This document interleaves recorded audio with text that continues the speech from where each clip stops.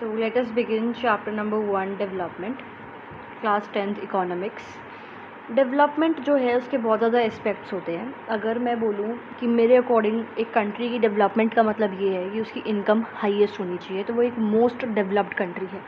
लेकिन किसी और के अकॉर्डिंग डेवलपमेंट का मतलब ये हो सकता है कि अगर उस कंट्री में इक्वालिटी है, उस कंट्री में इकोनॉमिक डेवलपमेंट के साथ साथ इन्वायरमेंटल सस्टेनेबिलिटी है, क्वालिटी ऑफ लाइफ ज़्यादा है, तो वो कंट्री ज़्यादा डेवलप्ड है. कहने का मतलब ये है कि डेवलपमेंट जो टर्म है उसको लोग अलग अलग तरह से डिफ़ाइन करते हैं. डेवलपमेंट का मतलब किसी के अकॉर्डिंग कुछ होता है, किसी के अकॉर्डिंग कुछ होता है.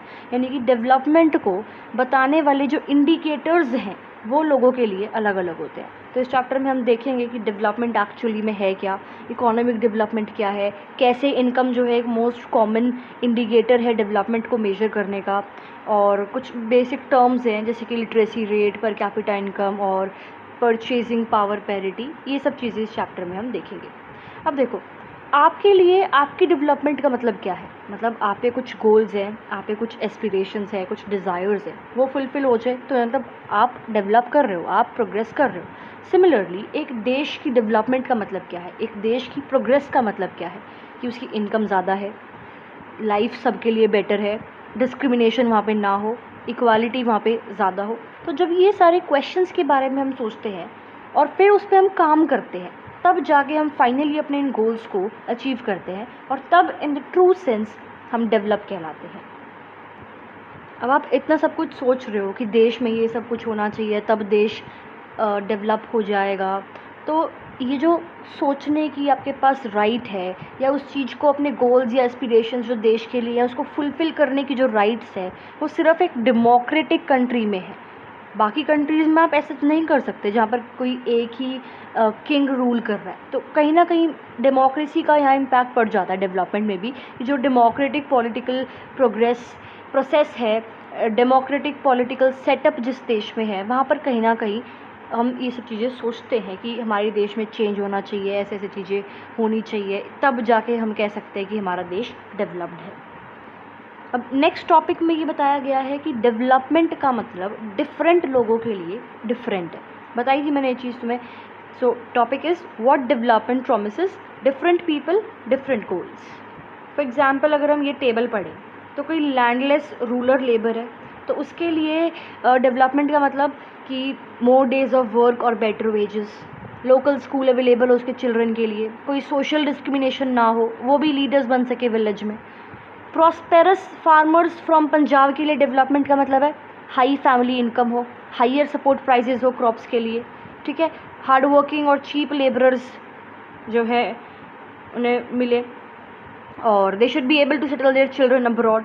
Girl from a rich urban family, इसके लिए क्या आपके एस्पिरेशंस या डेवलपमेंट का मतलब क्या है इसके लिए कि फ्रीडम मिले उसको जितना उसके भाई को मिलता है, या जो वो लाइफ में पढ़ना चाहती है वो पढ़ सके और अपनी स्टडीज़ को अब्रॉड भी कंटिन्यू कर सके. तो देखो ये चीज़ तो समझ में आ गई कि डिफरेंट पीपल मतलब डिफरेंट गोल्स. अब कई बार ये डिफरेंट गोल्स ऑफ डेवलपमेंट जो है ये कॉन्फ्लिक्टिंग भी हो सकते हैं. जैसे देखो, मान लो जो आपके उद्योगपति हैं, दे वांट डैम्स कंस्ट्रक्ट हों. अब जिस लैंड पे डैम्स कंस्ट्रक्ट होंगे वहाँ पे जो लोग रहते होंगे, ट्राइबल्स लोग जनरली, तो उनको डिस्प्लेस करना पड़ेगा कि आप लोग यहाँ से यहाँ शिफ्ट हो जाओ. सरकार करती है ऑब्वियसली, बट वो लोग नहीं चाहते अपनी उस धरती को छोड़ना. तो ये क्या है, कॉन्फ्लिक्टिंग व्यू पॉइंट है अबाउट योर डेवलपमेंट. तो different persons can have different development goals. First point जो अभी तक पढ़ा. And what may be development for one may not be the development for other. It may even be destructive for the other. दोनों point समझ में आ गए. इसका मतलब जो डेवलपमेंट जो टॉपिक है वो कैसा है, एक सब्जेक्टिव टॉपिक है कि किसी के लिए अगर एक सब्जेक्ट ले लूँ, किसी के लिए ये पॉजिटिव है, किसी के लिए नेगेटिव है. कोई इसको मानता है कि अगर ये चीज़ होती है तो वो डेवलपमेंट है पॉजिटिव में, कई उसके अगेंस्ट है. तो what may be development for one may not be development for the other, it may even be destructive for the other. अब देखो ये table, first landless rural labour, कहीं ना कहीं इनको क्या चाहिए, बेटर इनकम चाहिए. प्रॉस्पेरस फार्मर्स फ्रॉम पंजाब, इनको भी कहीं ना कहीं बेटर इनकम चाहिए. कहने का मतलब कहीं ना कहीं डेवलपमेंट जो है वो इनकम से रिलेट करता ही है. इनकम के अलावा लोग चाहते हैं कि उनको इक्वल ट्रीटमेंट मिले, फ्रीडम मिले, रिस्पेक्ट मिले, सिक्योरिटी मिले, उनके साथ डिस्क्रिमिनेशन ना हो। तो ये सारे इंपॉर्टेंट गोल्स हैं डेवलपमेंट के लिए। कई जगह ऐसा भी हो सकता है कि जो ये बेसिक गोल्स हैं ये ज़्यादा इंपॉर्टेंट हो इनकम से, क्योंकि सिर्फ आप मटेरियल गुड्स, ये सिर्फ पैसों के उस पर थोड़ी रह सकते हो। You need to live in a society where you feel secure, where you are respected. तो डेवलपमेंट का इंडिकेटर सिर्फ मनी नहीं है कि ओनली जिसके पास ज़्यादा पैसे हैं तो ज़्यादा डेवलप्ड टाइप ऑफ थिंग्स, ऐसा कुछ नहीं है। मनी या जो मटेरियल थिंग्स है जिससे आप अपनी लाइफ को फुलफ़िल करते हो, कहीं ना कहीं वो सिर्फ एक फैक्टर है जिसके ऊपर लाइफ डिपेंड करती है। It's not the complete factor, just a single factor. लेकिन जो क्वालिटी ऑफ लाइफ है आपकी, वो अपार्ट फ्रॉम मनी आपकी नॉन मटेरियल थिंग्स जो कि मैंने बताई है, ये फ्रीडम, सिक्योरिटी, गुड इन्वायरमेंट, इस पर भी डिपेंड करती है। लेकिन जो ये चीज़ें हैं, जैसे आप देखो फ्रेंडशिप, तो फ्रेंडशिप नेसेसरी चीज़ है आपकी लाइफ में, लेकिन आप उसको मेजर नहीं कर सकते। तो ये चीज़ गलत होएगी अगर मैं ये बोलूँ कि जिस चीज़ को आप मेजर कर सकते हो वही इम्पॉर्टेंट है, जिस चीज़ को आप मेजर नहीं कर सकते वो इम्पॉर्टेंट नहीं है। It will be wrong to say this. ये मैं आपको पॉइंट्स प्रोवाइड कर रही हूँ कि इनकम के अलावा बाकी चीज़ें भी हैं जो एक्चुअली नेसेसरी है डेवलपमेंट के लिए। अब एक दूसरा एग्जाम्पल कंसिडर करो। आपको एक जॉब मिल जाती है बहुत दूर अपने घर से, ठीक है। आप वो जॉब लेने से पहले क्या सोचोगे, मतलब इनकम तो सोचोगे, उसके पार्ट में क्या सोचोगे कि अगर आप वहाँ पे शिफ्ट हो जाते हो फैमिली के साथ तो वहाँ का वर्किंग एटमॉस्फेयर कैसा है, वहाँ पे आसपास का सोशल इन्वायरमेंट कैसा है, अपॉर्चुनिटीज़ वहाँ कैसी होंगी, बच्चों के लिए वो इन्वायरमेंट सेफ़ होगा या नहीं होगा, तभी आप वहाँ जाओगे। तो तीसरा पॉइंट आ जाता है जो मैं इस चैप्टर में पढ़ा रही हूँ डेवलपमेंट से रिलेटेड, वो है for development people look at a mix of goals. और ऑल्सो हम ये चीज़ भी कंक्लूड कर सकते हैं कि डेवलपमेंट गोल्स जो हैं वो सिर्फ बेटर इनकम नहीं है, बट जो बाकी इंपॉर्टेंट नॉन मटेरियल थिंग्स हैं वो भी लाइफ में काफ़ी ज़्यादा इंपॉर्टेंट है। सी, अगर मैं बोलूँ, पहला क्वेश्चन देखते हैं, तो different persons have different notions of development. Why? Because see both of them are important, because अलग अलग लोग हैं, उनकी अलग अलग लाइफ सिचुएशंस हैं, इसकी वजह से अलग अलग नोशंस हैं डेवलपमेंट के। सेकेंड क्वेश्चन देखें तो ऑब्वियसली दोनों स्टेटमेंट सेम नहीं है। People have different development goals का मतलब ये है कि मेरे लिए डेवलपमेंट मतलब ज़्यादा पैसे, आपके लिए डेवलपमेंट मतलब ज़्यादा शांति लाइफ में। कॉन्फ्लिक्टिंग का मतलब जो डैम का एग्जाम्पल दिया था कि मैं चाहती हूँ डैम बन जाए, बट आप चाहते हो कि नहीं, आप अपनी पुश्तैनी ज़मीन नहीं छोड़ सकते, तो आप डैम के बनने के खिलाफ हो। इसको आप मैप पे देख सकते हो, नर्मदा रिवर का ड्रेनेज सिस्टम। नर्मदा रिवर का दूसरा नाम रेवा नदी भी है। और सरदार सरोवर डैम की आप हिस्ट्री चेक कर सकते हो। सरदार सरोवर डैम जो है वो एक ग्रेविटी डैम है। ग्रेविटी डैम का मतलब क्या होता है, इसको डिटेल में सर्च कर लेना। बाकी मेरे को कमेंट में ये बता दो कि नर्मदा रिवर जो है वेस्ट फ्लोइंग रिवर है या ईस्ट फ्लोइंग रिवर है, और ये जो डैम है ये कौन सी स्टेट में है, ये भी मेरे को कमेंट्स में बता देना। अब आगे चलते हैं। नेक्स्ट टॉपिक इम्पॉर्टेंट है, नेशनल डेवलपमेंट। अभी तक तो हम ये चीज़ पढ़ के आ ही चुके हैं कि different person could have different लोगों के डिफरेंट व्यूज़ हो सकते हैं या कॉन्फ्लिक्टिंग व्यूज़ हो सकते हैं ऑन कंट्रीज़ डेवलपमेंट।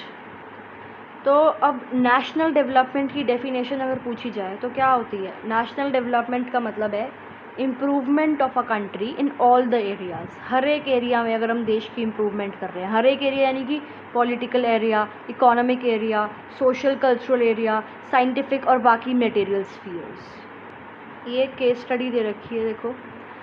अब एक वेसल जो है उसने 500 टन लिक्विड टॉक्सिक वेस्ट जो है वो ओपन एयर डंप्स में डंप कर दिया एक सिटी में। कौन सी सिटी में? आइवरी कोस्ट में एक सिटी है, इसको आप मैप पे देख लेना। आइवरी कोस्ट जो है आपकी अफ्रीका में एक कंट्री है।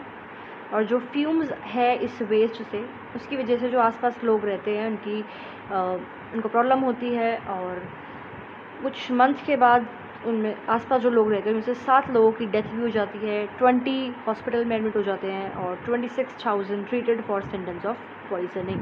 तो यानी कि वेस्ट को डंप करने की वजह से सराउंडिंग सिटी में, सराउंडिंग एरियाज़ में जो लोग रहते हैं उनको प्रॉब्लम, हेल्थ कंसर्न्स हो जाते हैं।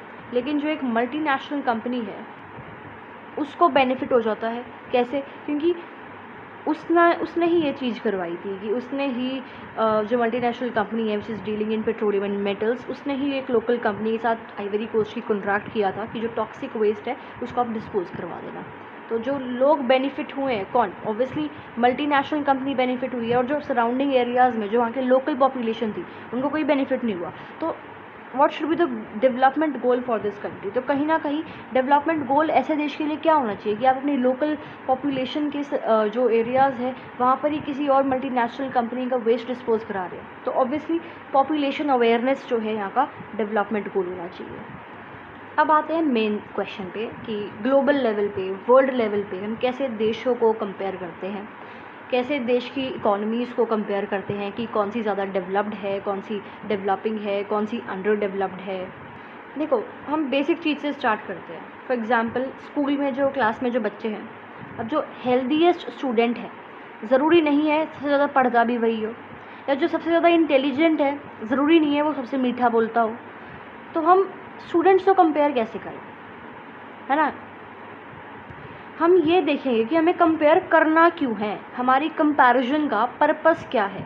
स्पोर्ट्स टीम के लिए अगर हम बच्चे सेलेक्ट कर रहे हैं तो हम ये तो देखेंगे जिसके हाईएस्ट मार्क्स आते हैं, नहीं। तो डिफरेंट नीड्स के लिए डिफरेंट पर्पसेस होते हैं। उस पर्पस को फुलफ़िल करने के लिए हम कुछ क्राइटेरिया रखते हैं कि अगर ये क्राइटेरिया पास हो जाता है तो हम वो चीज़ सेलेक्ट कर लें। मतलब स्पोर्ट्स टीम के लिए अगर बच्चे सेलेक्ट करने हैं तो कुछ क्राइटेरिया रख लिया, वो जिसने पार कर दिया तो बच्चा स्पोर्ट्स टीम में इंक्लूड हो गया। यानी कि पर्पस क्या है उसके हिसाब से हम कुछ क्राइटेरिया रखते हैं और फिर कंपैरिजन करते हैं। यही वर्ल्ड लेवल पे होता है, यही कंट्री लेवल पे होता है। अब कंट्रीज़ को कंपेयर करने के लिए जो मोस्ट इम्पॉर्टेंट एट्रीब्यूट है वो है income. Countries with higher income are more developed than the countries with less income, and this concept is based on the understanding. क्या लॉजिक है इसके पीछे कि जो इनकम है वो एक ज़्यादा इम्पॉर्टेंट एट्रीब्यूट है आपका कंपैरिजन का। That more income means more of all things that human beings did, what ever people like and should have, they will be able to get with greater income. So greater income itself is considered to be an important goal. और ये सब चीज़ें हैं तो obviously developed nation है ना, क्योंकि they are getting whatever they need. अब इनकम ऑफ अ कंट्री से मतलब क्या है, अगर मैं बोलूँ कंट्री की इनकम का मतलब, तो the income of the country is the income of all the residents of the country. यानी कि टोटल इनकम, एक देश में कितने लोग रह रहे हैं उनकी जो सम कर दो अगर उनकी इनकम का, तो उसको क्या कहते हैं, इनकम ऑफ दैट कंट्री और नेशनल इनकम।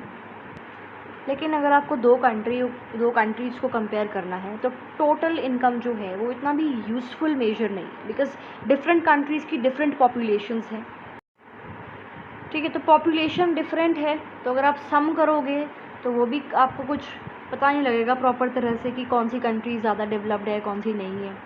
तो हम एवरेज इनकम जनरली कंपेयर करते हैं।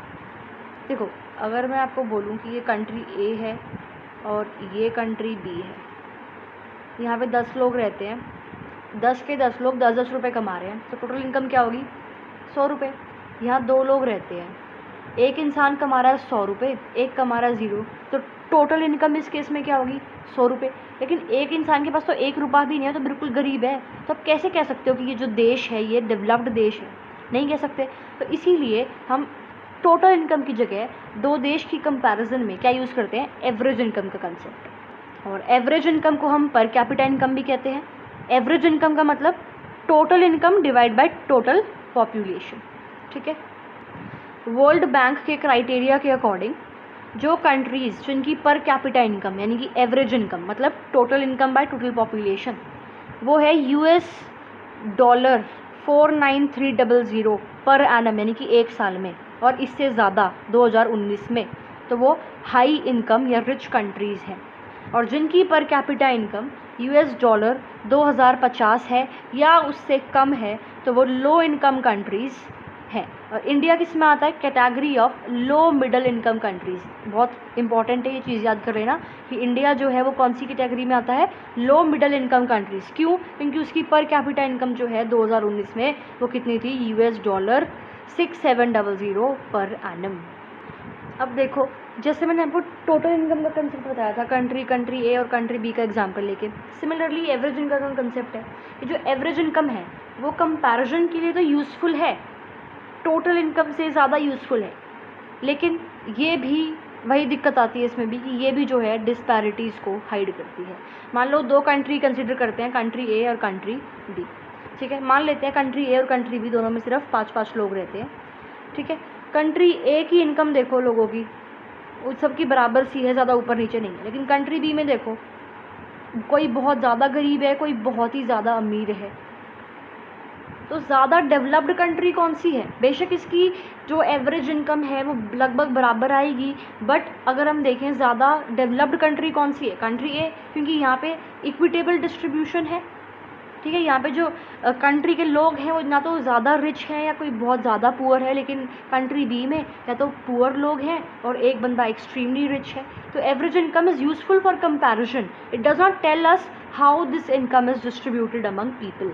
तो जिस कंट्री में कोई भी रिच कोई भी पुअर नहीं है, कंट्री ए जैसे कि, वो ये चीज़ है कि we made the chairs and we use them. Example अगर आप विजुअलाइज करके समझना चाहो कॉन्सेप्ट को, कंट्री बी में क्या है, ये कंसेप्ट आ रखा है, we made the chairs and it took them, यानी कि यहाँ पर इक्विटेबल डिस्ट्रीब्यूशन नहीं है, इनकम इनइक्वालिटी बहुत ज़्यादा है। अब ये क्वेश्चन देख लो, पहला, what where an average is use for comparing situations. Countries की एवरेज इनकम कंपैरिजन में एवरेज स्पीड कंपेयर कर रहे हो अगर आप, या एवरेज हाइट कंपेयर कर रहे हो बच्चों की स्कूल में। अब एवरेज इनकम क्यों एक इम्पॉर्टेंट क्राइटेरिया है डेवलपमेंट के लिए? बिकॉज देखो, ये हमें बताता है कि एवरेज पर्सन एक देश में कितना कमाता है, और बताता है कि उस देश में लिविंग स्टैंडर्ड क्या है, उसको हम कैसे इम्प्रूव कर सकते हैं। और एक देश में ज़रूरी नहीं है कि जो उसकी डेवलपमेंट हो वो तभी हो जब नेशनल इनकम बढ़ रही है, बट जो एवरेज इनकम है वो एक इम्पॉर्टेंट केस है डेवलपमेंट के लिए। Suppose records show that the average income in a country has been increasing over a period of time. From this can be concluded all the sections of economy have become better. नहीं, अब average income बढ़ रही है, हम ये मान सकते हैं, मान लो एक देश में 5 लोग अगर रहते हैं तो 4 लोगों की इनकम नहीं बढ़ रही, बट 5वें की बढ़ी जा रही है, तो उसी की वजह से एवरेज इनकम में कहीं ना कहीं इंक्रीज आ रहा है। लेकिन इक्विटेबल डिस्ट्रीब्यूशन तो नहीं है ना, तो हम कैसे कह सकते हैं कि जो इकोनॉमी है इट हैज़ बिकम बेटर। अब देखो, जब हमने इंडिविजुअल लेवल पे डेवलपमेंट का कॉन्सेप्ट समझा था तो हमने देखा था कि इनकम की जगह जगह आपको जो बाकी गोल्स हैं वो भी चाहिए होते हैं। सिमिलरली एक देश की, एक नेशन की कहानी है कि एवरेज इनकम के अलावा बाकी जो एट्रीब्यूट्स हैं वो भी एक देश की डेवलपमेंट के लिए नेसेसरी है। देखो, इकोनॉमिक सर्वे का ये एक डेटा है। ये डेटा किस चीज़ का है? Per capita net state domestic product at current prices. क्या मतलब है, छोड़ो, आप रफली ये देखो कि पर कैपिटा इनकम है स्टेट की। अब हरियाणा देखोगे तो हरियाणा की हाईएस्ट पर कैपिटा इनकम है, बट जो बिहार है वो बॉटम पे है, लीस्ट है। अब इसका मतलब एक्चुअल में है क्या? इसका मतलब ये है कि एक साल में हरियाणा में जो एक व्यक्ति है उसकी एवरेज कमाई इतनी है, लेकिन वहीं बिहार में एक साल में एक व्यक्ति की एवरेज कमाई इतनी है। और अगर हम सिर्फ पर कैपिटा इनकम के बेसिस पर इनको कंपेयर कर रहे हैं तो हरियाणा जो है वो मोस्ट डेवलप्ड है और बिहार जो है वो लीस्ट डेवलप्ड है। अब हम ये डेटा देखते हैं। इस डेटा से पहले कुछ डेफिनेशंस देख लो।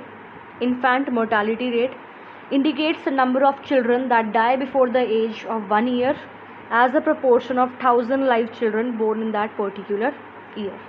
इन्फेंट मोर्टालिटी रेट, इन्फेंट यानी कि 1 साल से कम के जो बच्चे होते हैं, 1 साल में उनकी कितनी डेथ होती है, ये है infant mortality rate. Literacy rate यानी कि प्रोपोर्शन ऑफ लिटरेट पीपल, कितने लोग पढ़े लिखे हैं, एज ग्रुप 7 एंड अबव से उस एज ग्रुप में कितने लोग पढ़े लिखे हैं। नेट अटेंडेंस रेशियो का मतलब total children of age group 14 and 15 years attending school as a percentage of total number of children in the same age group, यानी कि 14-15 साल के एज ग्रुप में कितने बच्चे हैं जो कि स्कूल रेगुलर जा रहे हैं, मतलब अटेंडेंस के बारे में, मतलब जो स्कूल अटेंड कर रहे हैं। ठीक है, अब उसके बेसिस पे ये डेटा है। इन्फेंट मोर्टालिटी रेट कंपेयर कर लो, हरियाणा, केरल, बिहार का लिटरेसी रेट कंपेयर कर लो, और नेट अटेंडेंस रेशियो जो है वो भी कंपेयर कर लो। अब इस टेबल से क्या दिखता है, अगर हम यहाँ देखें इन्फेंट मोर्टालिटी रेट, इसका मतलब क्या है? इन्फेंट मोर्टालिटी डेटा कंसेप्ट थोड़ा दोबारा देख लो। अगर एक साल में 1000 बच्चे पैदा हुए हैं तो उसमें से कितने अपनी 1 साल की उम्र करने से पहले ही मर गए, वो है इन्फेंट मोर्टालिटी रेट। अच्छा, आप टेबल पे आते हैं, देखो फर्स्ट कॉलम देखते हैं, केरल में 7 इन्फेंट मोर्टालिटी रेट है, यानी कि 1 साल में जो 1000 बच्चे पैदा हुए थे उसमें से 1 ईयर ऑफ एज को कंप्लीट करने से पहले 7 बच्चे मर गए। हरियाणा में ये 30 है, जो कि 3 गुना है केरल के, और बिहार देखें तो उसमें 32 है। और अगर हम यहाँ देखते हैं इनकम, तो हरियाणा की इनकम केरल से ज़्यादा है, तो कहीं ना कहीं एरिया का भी तो फ़र्क पड़ जाता है कि हरियाणा का एरिया ऑब्वियसली पॉपुलेशन भी कहीं ना कहीं केरल से ज़्यादा है। अब क्या इसके बाद भी आप ये बोलोगे कि कहीं ना कहीं हरियाणा ज़्यादा डेवलप्ड है केरल से? चलो इन्फैंट मोर्टालिटी रेट भी छोड़ो, लास्ट कॉलम देखो नेट अटेंडेंस रेशियो का। केरल में ये 83 है, यानी कि बच्चे वहाँ ज़्यादा स्कूल अटेंड करते हैं, लेकिन बिहार में कितना ज़्यादा कम है, और हरियाणा में भी केरल से तो कम ही है। तो डेवलपमेंट ज़रूरी नहीं है कि हम सिर्फ पर कैपिटा इनकम पे क्लासीफाई कर रहे हैं कि हरियाणा ज़्यादा डेवलप्ड है। बाकी फैक्टर्स जैसे कि ये हो गया IMR, literacy rate, net attendance ratio, और भी बहुत सारे फैक्टर्स हैं जिसको हम देखते हैं। तो इंडिविजुअल लेवल पे जैसे ये चीज़ें हमारे लिए ज़रूरी है, उसी हिसाब से जो आपकी स्टेट लेवल है, कंट्री लेवल है, वहाँ पर भी अलग अलग फैक्टर्स हैं अपार्ट फ्रॉम इनकम जो कि नेसेसरी है और जो कि बताते हैं कि ये फैक्टर्स भी इम्पॉर्टेंट है डेवलपमेंट के लिए। अब हरियाणा की इनकम इतनी ज़्यादा है लेकिन फिर भी ये दिक्कतें हैं, इसमें बाकी फैक्टर्स लैक कर रहे हैं। क्यों? उसका रीज़न क्या है? रीज़न ये है that money in your pocket can not buy all the goods and services that you may need to live well. पैसे आपके पास है, अच्छा दोस्त नहीं है, no meaning to lead that life. और पैसों से ही आप सब कुछ नहीं खरीद सकते, पैसों से ही अपने देश को आप डेवलप नहीं बना सकते। देखो एक चीज़ क्लियर करती हूँ, हमने कंट्रीज़ को क्लासीफाई कंपेयर करने के लिए टोटल इनकम का कंसेप्ट इसलिए नहीं यूज़ किया क्योंकि उसमें पॉपुलेशन की वजह से दिक्कत आ रही थी। जब मैंने कंट्री के एग्जांपल लिए थे, कंट्री ए और कंट्री बी, तो कंट्री ए की पॉपुलेशन ज़्यादा थी, कंट्री बी की पॉपुलेशन कम थी, तो पॉपुलेशन की दिक्कत आती है टोटल इनकम में। डिस्पैरिटीज़ तो है ही, लेकिन एक दिक्कत और है पॉपुलेशन जो ये दिक्कत है ये आपकी एवरेज इनकम में नहीं है। तो टोटल इनकम में दिक्कत दो हैं, पॉपुलेशन की और डिस्पैरिटीज़ की, लेकिन एवरेज इनकम में डिस्पैरिटीज़ की प्रॉब्लम है। तो वो थोड़ा कन्फ्यूजिंग शायद लग सकता है, तो अब क्लियर हो गया होगा। और पैसों से ही आप सब कुछ नहीं खरीद सकते, पैसों से ही अपने देश को आप डेवलप नहीं बना सकते।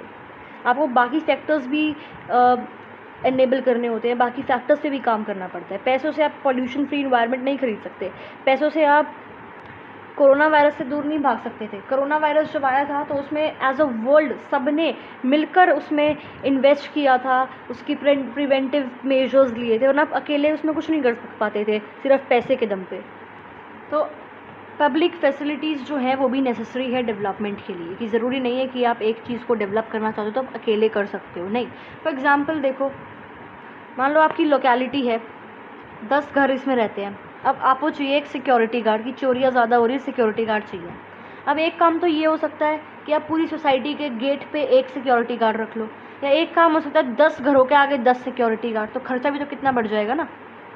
तो कहीं ना कहीं डेवलपमेंट के लिए जो आपकी इन्वायरमेंट है वो भी ज़रूरी होती है। कैसा इन्वायरमेंट है? अब मान लो आप किसी गांव में रहते हो, तो वहाँ पे कोई भी लड़की नहीं पढ़ती, तो आपके लिए जो पढ़ना है वो बहुत मुश्किल हो जाएगा अनटिल एंड अनलेस कि आपके पेरेंट्स कुछ ज़्यादा ही मॉडर्न है, मतलब मॉडर्न इन द सेंस कि उस बैकवर्ड थिंकिंग को नहीं विश्वास करते कि लड़कियों को पढ़ाना नहीं चाहिए।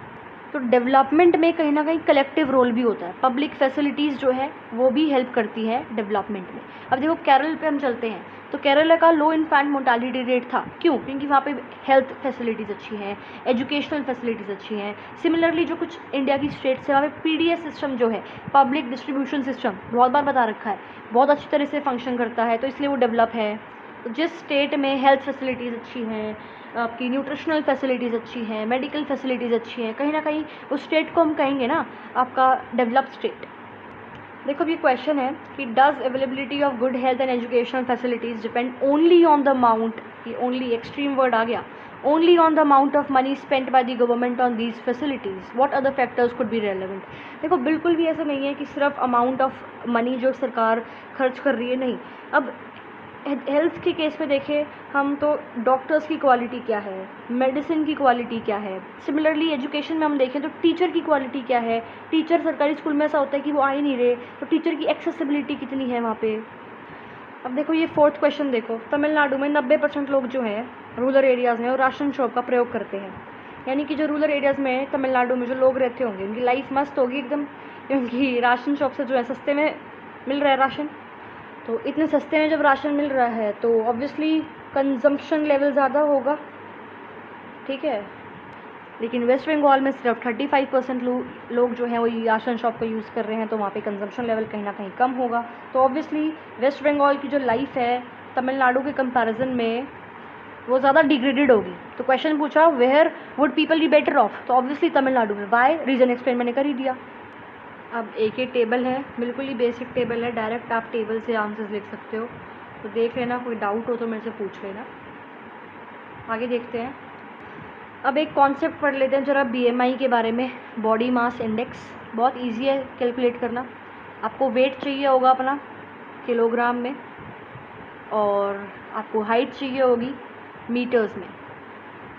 वेट इन किलोग्राम को डिवाइड कर देना है by the square of height. जो नंबर आ गया वो आ गया BMI। और BMI जो है वो आपकी एज के अकॉर्डिंग, आपके वेट के अकॉर्डिंग, आपके जेंडर के अकॉर्डिंग डिफ़र करता है। तो पेज 90-91 के बुक में दे रखा है BMI, तो आप उसमें कैलकुलेट करना। मतलब एग्जांपल देखो कि अगर एक गर्ल है 14 ईयर्स एंड 8 मंथ की है, BMI 15.2 है, तो वो अंडर नरिश्ड है। सिमिलरली अगर BMI एक बॉय का है who is age 15 years and 6 months is 28, तो वो ओवरवेट है। टेबल देख लो, मैं आपको लगा देती हूँ आपके लिए, चेक कर लो आपका BMI। देखो अब नेक्स्ट कॉन्सेप्ट देखते हैं, ह्यूमन डेवलपमेंट रिपोर्ट। अब हमने देख लिया कि लेवल ऑफ इनकम जो है वो एक एडिक्वेट मेजर तो है कंपैरिजन के लिए, बट एक कंप्लीट मेजर नहीं है, ठीक है। और बाकी मेजर्स को हम देखें तो लिस्ट जो है वो बहुत ज़्यादा बड़ी हो जाएगी, और कई जो क्राइटेरिया है वो इतने ज़्यादा यूज़फुल भी नहीं है कि जिस बेस पे हम देश को कंपेयर कर सकें, देशों को कंपेयर कर सकें। तो एक छोटी लिस्ट बनानी पड़ेगी अपार्ट फ्रॉम इनकम, जैसे कि हेल्थ हो गया, एजुकेशन हो गई, इंडिकेटर फॉर डेवलपमेंट। तो इन 3 बेसिस पे जो कंट्रीज़ को ग्लोबल लेवल पे कंपेयर करते हैं, फिर एक रिपोर्ट पब्लिश करते हैं। जो रिपोर्ट है वो है ह्यूमन डेवलपमेंट रिपोर्ट। पब्लिश कौन करता है? UNDP, United Nations Development Programme. ये कंपेयर करता है कंट्रीज़ को based on their educational levels, their health status and their income, ठीक है।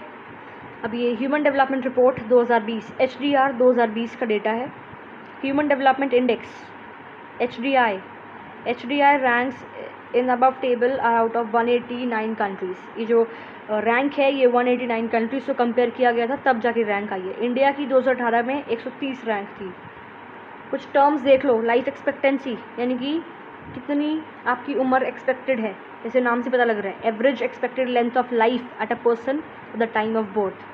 पर कैपिटा इनकम बताई दी थी, तो पर कैपिटा इनकम कैसे कैलकुलेट होती है? डॉलर्स में फॉर ऑल द कंट्रीज़, जिससे आप उनको कंपेयर कर सको easily. It is also done in a way so that every dollar would by the same amount of goods and services in any country. मतलब dollar में सबकी income को convert कर दिया जाता है, फिर डॉलर में आप कंपेयर कर देते हो। अगर आप देखोगे अब तो जो श्रीलंका है 73, इंडिया 130। श्रीलंका 2018 का डेटा है ये, तो 18 के अकॉर्डिंग ही बता रही हूँ। अब देखो इसको थोड़ा क्लोजली स्टडी करोगे तो नेपाल बांग्लादेश की जो इनकम है वो इंडिया से कम है, बट लाइफ एक्सपेक्टेंसी जो है वो इंडिया से ज़्यादा है।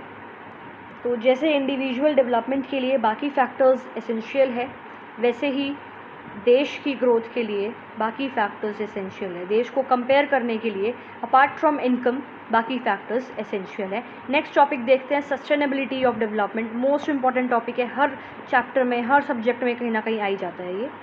देखते हैं इसको। सबसे पहले तो कोट देख लेते हैं, महात्मा गांधी ने दी थी कि we have not inherited the world from our forefathers. जो धरती है हम अपने पूर्वजों से हमने इनहेरिट नहीं करी है वो, बल्कि जो हमारे आने वाले बच्चे हैं उनसे बोरो करी है। अगर आप ये कोट माइंड में रख के काम करते हैं तो कहीं ना कहीं आप देश को नेचर को कंजर्व करते होगे। आगे देखते हैं इसको। अब सस्टेनेबल डेवलपमेंट की डेफिनेशन तो जैसे हमने पढ़ी रखी होगी कि sustainable development is a development that meets the needs of a present without compromising the वैलिटी of future generations, ठीक है। अब ये केस स्टडी करते हैं ज़रा, ground water in India. Recent evidence suggest करते हैं कि जो ग्राउंड वाटर है it is under serious threat of over use. Ground water को वेरियस कंट्रीज़ में ओवर यूज़ किया जा रहा है। About 300 districts have reported a water level decline of 4 meters during the past 20 years. पिछले 20 सालों में 300 डिस्ट्रिक्ट जो हैं उन्होंने रिपोर्ट किया है कि उनके वहाँ का जो ग्राउंड वाटर है वो 4 मीटर से घट गया है। Nearly 1/3 of the country is overusing their groundwater reserves. In another 25 years, अगले 25 सालों में 60% of the country would be doing the same if the present way of using this resource continues. तो ग्राउंड वाटर ओवर यूज़ जो है वो particularly agriculture prosperity regions में आपको मिल जाएगा, जैसे कि पंजाब, वेस्टर्न यूपी और hard core plateau areas of central and south India, some coastal areas and rapidly growing urban settlements. तो इसमें बता रखा है कि जो आपका ग्राउंड वाटर है वो कैसे ओवर यूज़ हो रहा है, और अगर ऐसा ही होता रहा तो सिचुएशंस जो है आगे अच्छी नहीं रहेंगी हमारे देश के लिए। अब क्वेश्चन पहला कहता है कि why ground water is over use. तो ग्राउंड वाटर जो है वो फ्रेश वाटर का सोर्स है, तो ड्रिंकिंग पर्पज़ के लिए उसको यूज़ किया जाता है, तो इस वजह से उसको आपका ओवर यूज़, ओवर एक्सप्लॉइट करते हैं लोग। सेकंड चीज़ है कि can there be development without over use. Ground water जो है जनरली नॉर्थ इंडिया में अगर हम देखें, एग्रीकल्चर प्रोस्पेरिटी रीजन में देखें, तो वहाँ पे इरिगेशन पर्पज़ के लिए यूज़ होता है, लेकिन फार्मर्स जो हैं अगर उनके पास खुद का ट्यूबवेल है मतलब, तो उसको आप उसका अच्छे तरह से यूज़ करके, एफिशिएंट यूज़ करके भी डेवलपमेंट कर सकते हो। ओवर यूज़ के बिना भी डेवलपमेंट हो सकती है ऑब्वियसली, और इसको हम कहते हैं सस्टेनेबल डेवलपमेंट, कि रिसोर्सेज को आप जुडिशली यूज़ कर रहे हो प्रेजेंट में। अब देख लेते हैं, ग्राउंड वाटर के बारे में पढ़ ही लिया, तो ग्राउंड वाटर कैसा रिसोर्स है, एक आपका रिन्यूएबल रिसोर्स है, यानी कि they can be replenished by nature as in the case of crops and plants. These resources में भी ओवर यूज, जैसे कि ग्राउंड वाटर के केस में देखें तो हम यूज़ ज़्यादा कर रहे हैं और रिप्लेनिश कम कर पा रहे हैं, तो ओवर यूज़ कहते हैं, इसी कंसेप्ट को कहते हैं ओवर यूज़ ज़्यादा हो रहा है कम। नेक्स्ट है नॉन रिन्यूएबल रिसोर्सेज, तो ये वो हैं जो कि कुछ साल अगर हम उन्हें कंटिन्यूस यूज़ करें तो ख़त्म हो जाएंगे। अर्थ जो है उनको एकदम से रिप्लेनिश नहीं कर पाएंगी, उनको बनने में हज़ारों साल लगते हैं, तो न्यू सोर्सेज जो हैं उनको बनने में टाइम लगता है। For example crude oil that we extract from the earth is a non renewable resource. अब हमें पता है कि ये नॉन रिन्यूएबल रिसोर्स है, तो इसके लिए एक सोर्स या एक ऑल्टरनेटिव ढूंढ लेंगे हम टाइम से। एक्सप्लोरेशन चल रही है, रिसोर्स एनालिसिस सब कुछ हो रहा है। सेकंड केस स्टडी देख लो, exhaustion of natural resources. Table पे देखो, पहले तो डेटा है क्रूड ऑयल का, मिडल ईस्ट में, यूएसए में और वर्ल्ड में। Estimate of reserves of crude oil देता है कॉलम 1।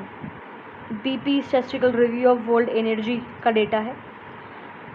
कॉलम 1 ये भी बताता है कि how many years the stock of crude oil will last if people continue to extract it, मतलब कॉलम 2 आई मीन सॉरी, तो the reserves would last only 50 years more. This is for the world as a whole. However different countries face different situations. जैसे India है, it depends on importing oil from abroad, क्योंकि हमारे पास इतने खुद का oil नहीं है, खुद के ऑयल स्टॉक्स नहीं है। अब अगर ऑयल के प्राइस बढ़ जाते हैं वर्ल्ड में तो इंडिया को महंगे में इंपोर्ट करना पड़ेगा, तो महंगाई बढ़ जाएगी इंडिया में। अब यूएसए की बात करो तो यूएसए में रिज़र्व देखो ज़रा, सिर्फ 50 है, 1000 मिलियन बैरल्स में है, बट कम है ना वर्ल्ड के कंपैरिजन में देखें तो रिज़र्व्स कम है, तो उनको भी कहीं ना कहीं ऑयल को सिक्योर करके रखना पड़ेगा, और वो भी फिर कहीं ना कहीं इंपोर्ट करेंगे अगर उन्हें कमी दिखती है रिजर्व्स में अपने क्रूड ऑयल के। ठीक है, अब ये केस स्टडी दे रखी है थोड़ा बहुत समझाने के लिए, आपको प्रैक्टिकल चीज़ें बताने के लिए। ठीक है, अब देखो पहला क्वेश्चन देख लो, क्रूड ऑयल एसेंशियल है क्या डेवलपमेंट के लिए? ऑब्वियसली है, इंडस्ट्रीज़ में, फैक्ट्रीज़ में यूज़ होता है। 97% एनर्जी जो ट्रांसपोर्टेशन के लिए रिक्वायर्ड है वो क्रूड ऑयल से ही आती है। जो diesel, jet fuel, LPG, kerosene, ये सारे डेवलपमेंट के लिए ज़रूरी है, तो कहीं ना कहीं क्रूड ऑयल ऑब्वियसली डेवलपमेंट के लिए ज़रूरी है। सेकंड क्वेश्चन देखो, सेकंड क्वेश्चन ये चीज़ है कि अगर मान लो प्राइस बढ़ जाते हैं क्रूड ऑयल के, तो इंडिया क्रूड ऑयल इंपोर्ट करता है, तो इंडिया को क्या प्रॉब्लम होगी? अब देखो, अब इंडिया क्रूड ऑयल इंपोर्ट करेगा तो ट्रेड डेफिसिट की दिक्कत फेस करनी पड़ेगी, कि ट्रेड डेफिसिट बढ़ जाएगा, क्योंकि खर्चा ज़्यादा होगा। ट्रेड डेफिसिट क्या होता है? मतलब कहीं ना कहीं हम इंपोर्ट ज़्यादा कर रहे हैं, एक्सपोर्ट कम कर रहे हैं, तो ट्रेड डेफिसिट की सिचुएशन इंडिया को देखनी पड़ेगी, और इन्फ्लेशन, महंगाई बढ़ जाएगी ऑब्वियसली, क्योंकि तेल के दाम बढ़ते हैं तो हर जगह के दाम बढ़ जाते हैं, महंगाई ऑब्वियसली बढ़ी जाती है फिर। तो इन सब सिचुएशंस को प्रिवेंट करने के लिए, इन सब सिचुएशंस को रोकने के लिए जो नेसेसिटी है, जो नीड ऑफ द आवर है, वो है सस्टेनेबल डेवलपमेंट। क्योंकि जो इन्वायरमेंटल डिग्रेडेशन अगर होती जाएगी तो ऐसा नहीं है कि सिर्फ इंडिया में हो रही है तो इंडिया पे फ़र्क पड़ रहा है, उसका फ़र्क पूरी वर्ल्ड पे पड़ता है। एग्जाम्पल कोरोना वायरस आप देख ही सकते हो। ठीक है, अब देखो क्वेश्चंस। फर्स्ट क्वेश्चन देखोगे, development of a country can generally be determined by its per capita income, yes. Health status, yes. Average literacy level, yes. तो answer is all of the above. Which of the following neighbouring countries has better performance in terms of human development in India? बताया था मैंने श्रीलंका, जो ranking कर रखी थी Nations की. Next, assume that there are 4 families in a country. The average per capita income of these families is 5,000. If the income of 3 families is 4,000, 7,000, 3,000, what is the income of the 4th family? तो करते क्या है, हम करेंगे 4,000 plus में 7,000 plus में 3,000 plus में x, let x be the income of the 4th family, divide by 4 is equals to 5,000. ऐसे करेंगे, ठीक है. तो फिर ये क्या हो जाएगा, 5,000 इज इक्वल्स टू 14,000 माइनस में x अपॉन में 4. तो ये 4 जब वहाँ जाएगा तो यहाँ पर क्या हो जाएगा, ये 20,000. और 20,000 में से फिर आप क्या कर रहे हो, देखो, तो ये 20,000 इज इक्वल्स टू 14,000 प्लस में x. तो x की वैल्यू क्या आ गई, 6,000. समझ में आया क्या करा हमने, 4,000 प्लस 7,000 प्लस 3,000 प्लस में x अपॉन में 4 इज इक्वल्स टू 5,000. x की वैल्यू निकाली है, 6,000 आंसर आ गया. Next question, what is the main criteria used by the world bank in classifying different countries? What are the limitations of this criteria if any? देखो, world bank report के according जो है, world bank ने क्या use किया है, average income को different countries को कंपेयर करने के लिए. ठीक है, अब आगे देखो ज़रा, यार क्या हो रहा है, ये पेन ढंग से काम नहीं कर रहा, जस्ट अ सेकेंड.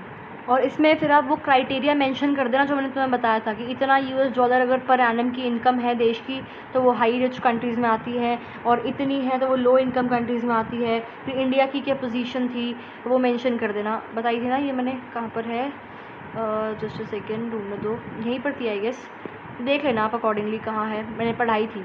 ठीक है, अब इसकी लिमिटेशंस क्या है, बिल्कुल ये नहीं बताता कि जो इनकम जो है वो किस हिसाब से डिस्ट्रीब्यूटेड है, इक्विटेबल डिस्ट्रीब्यूशन है या नहीं. ऐसा तो नहीं है कि कोई लोग ज़्यादा ही अमीर है, कोई ज़्यादा ही पुअर है. ठीक है, अब मान लो 2 कंट्री है आपकी, एक कंट्री एवरेज इनकम और दूसरी कंट्री की एवरेज इनकम बराबर है, लेकिन इकोनॉमिक डिस्पैरिटीज़ हैं. वही वाला कंसेप्ट है कि जो डिस्पैरिटीज़ है वो हाइड कर देती है लोगों के बीच में. Next, in what respect is this criteria used by the UNDP for measuring development different from one used by the World Bank? World bank use करता है एवरेज इनकम यानी कि पर कैपिटा इनकम को. ठीक है, लेकिन जो आपका UNDP है वो कंपेयर करता है एजुकेशनल लेवल्स को, हेल्थ लेवल्स को पर कैपिटा इनकम के साथ साथ. तो ह्यूमन डेवलपमेंट इंडेक्स जो है it is use by UNDP. ये ज़्यादा बेटर है क्योंकि वहाँ पे वाइडर इंडिकेटर है कि आप उसमें इनकम के अलावा बाकी कॉन्सेप्ट्स को भी इंक्लूड करके कंट्रीज़ को कंपेयर कर रहे हो. ठीक है, नेक्स्ट देखो, why do we use averages, are there any limitations on to their use, illustrate with your example related to development. देखो, एवरेज हम यूज़ करते हैं कंपैरिजन के लिए 2 कंट्रीज़ के बीच में या 2 से ज़्यादा चीज़ों के बीच में. तो लिमिटेशंस क्या है कि जो एवरेजेस हैं वो हमें प्रॉपर डिस्पैरिटीज़ को हाइड कर देता है. मतलब एवरेज जो है वो डिस्पैरिटीज़ को हाइड कर देता है, वो ट्रू पिक्चर नहीं प्रोवाइड करता डिफरेंट कंट्रीज़ की या डिफरेंट लोगों की. ठीक है, अब नेक्स्ट है एग्जाम्पल, आप देख लेना अपने हिसाब से. Kerala with lower per capita income has a better human development ranking than Haryana, hence per capita income is not a useful criteria at all and should not be use to compare states. Do you agree? हाँ, बिल्कुल correct चीज़ है, क्योंकि money जो है obviously वो cannot buy all the goods and services that you need to live. Income जो है वो एक completely adequate indicator of material goods है and services that our citizens are able to use. But you cannot buy a pollution-free environment with that money, and you cannot buy security.